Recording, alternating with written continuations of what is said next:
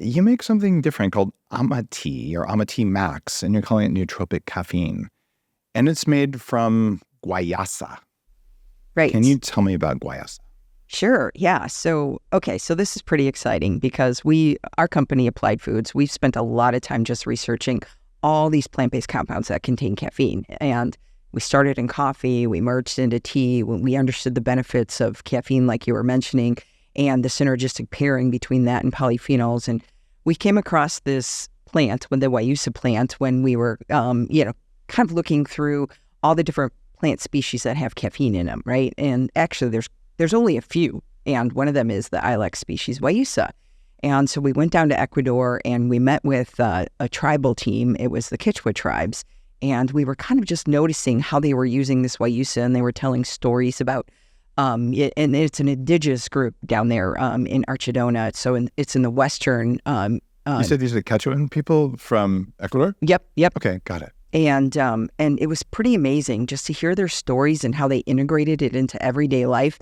And everyone in their family did it. So every morning they'd have this Guayusa ceremony, and they'd sit around and they'd take the leaves off the tree and they'd put them in a pot, and they would basically make a herbal tea out of it and infuse it, and then they'd share it with everybody.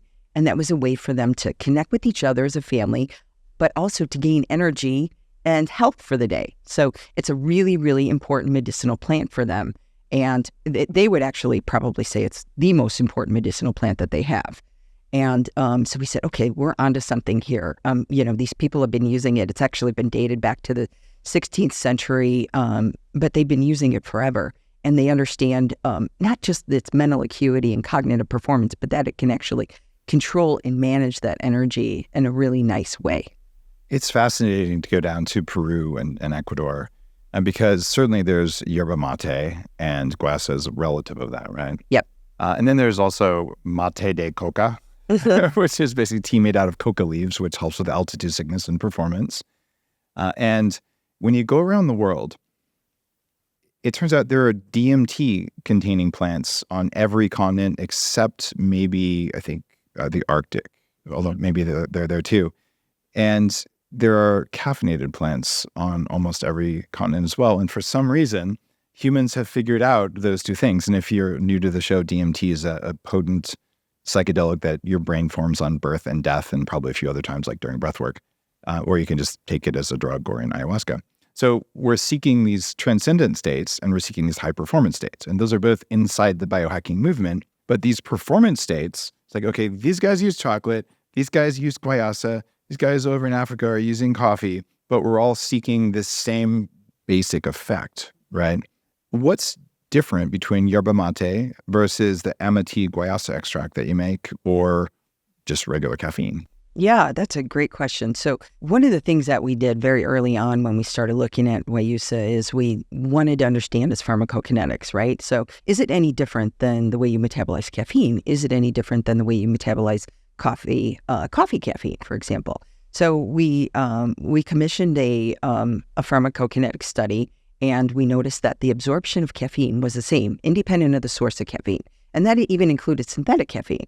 But so that was really interesting. But the other thing that was done at that research center was we measured neurotransmitter function. And one of the things that we saw in Guayusa was that it had the ability to shunt the epinephrine effect that caffeine has. So as you know, caffeine is a stimulant, right? It helps block the adenosine receptor A2A. But in doing that, it does it in the dopaminergic region of the brain, where you actually transmit all these neurotransmitters. One of them, along with norepinephrine, is ultimately epinephrine, which is what gives us the anxiety and the stimulating effects of caffeine itself. And there's these polyphenols in Guayusa that actually can shunt that activity. So you get the stimulating effects in the brain, but you don't necessarily get the physiological effects.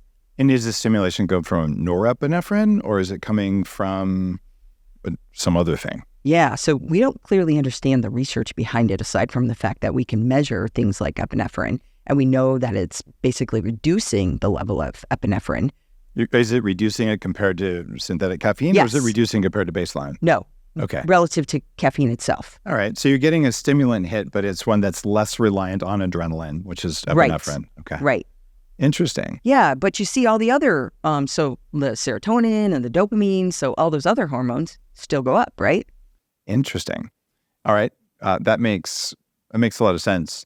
And if you're saying, Dave, you just got really nerdy on us, the way stress in the body works is if you're working properly, you have a 4-to-1 ratio of adrenaline, also known as epinephrine, to noradrenaline, also known as norepinephrine.